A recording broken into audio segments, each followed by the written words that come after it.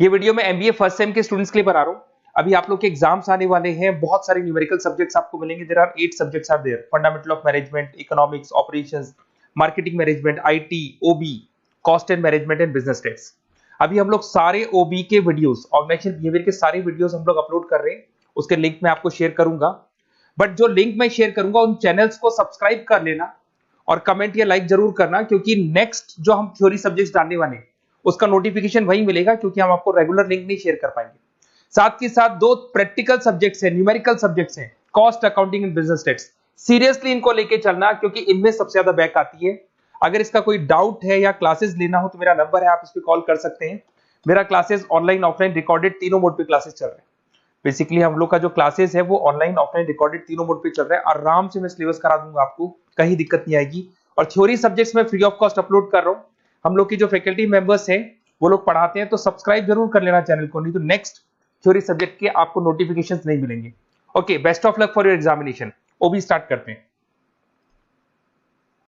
Nature of perception. अब देखो, आपसे नेचर ऑफ परसेप्शन की बात कर रहे हैं, तो नेचर में चाहे वो आपसे एग्जाम में नेचर पूछ ले, चाहे वो फीचर्स पूछ ले, कैरेक्टरिस्टिक्स पूछ ले, it is one and the same thing, right. अब देखना, हमने जो डेफिनेशन कंसेप्ट पढ़ा उसी में से आपकी पॉइंट्स निकल के आएंगे। पहला point, it is selective process. मैंने आपसे कहा था आपके आसपास इतनी सारी चीजें, लेकिन जब आप कुछ डिफरेंट चीज देखते हो तब वो आपका ध्यान उस पर जाता है, आप अपना पॉइंट ऑफ व्यू इस पे बनाते हैं। तो ये क्या कह रहे हैं, we do not perceive each and everything in the world और अराउंड अस। रोड पे हर एक चलती हुई कार पे आपका ध्यान नहीं जाता।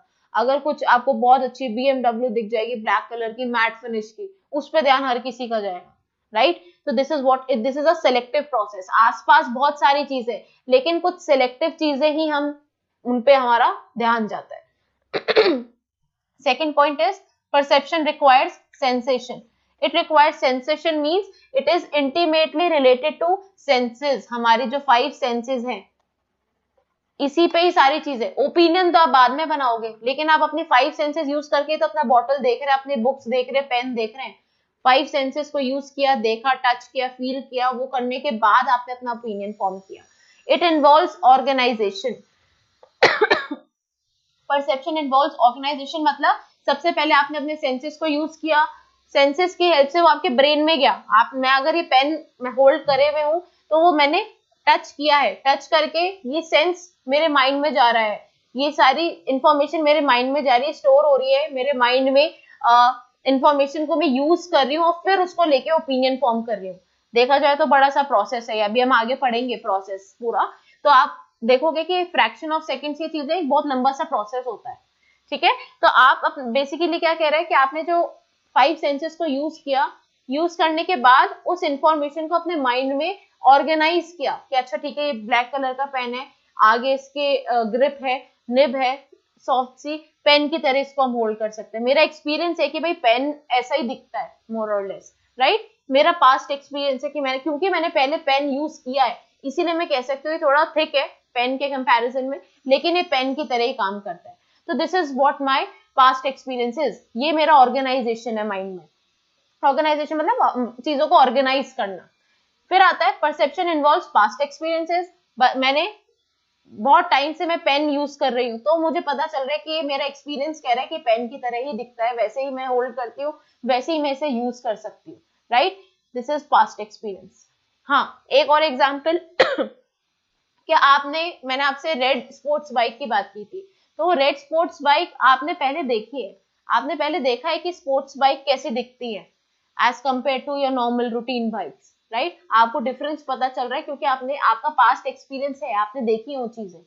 रेड कलर आपने बचपन से देखते आ रहे हो, है ना, तभी आप ये चीज रिकॉग्नाइज कर पाए कि आपने रेड कलर की बाइक देखी है। मैं कह रही हूँ आपने पिंक टी शर्ट पहनी है, तो पिंक कलर मेरा देखा हुआ है पहले, और कितनी बार देखा हुआ है, तब मैं ये चीज ऑर्गेनाइज कर पा रही हूँ।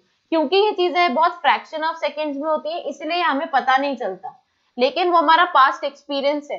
एक छोटे बेबी को अपनी मदर वो कैसे पहचानता है, जिसको बोलना नहीं आता, देखना नहीं आता, for a month old baby, वो कैसे अपनी मदर को पहचानता है? Because of that touch, right, that feeling जो उसको अपनी मदर से आती है, तो वो क्या है, उसका एक्सपीरियंस कहता है, राइट। यही चीज होती है past experience. This is what perception is.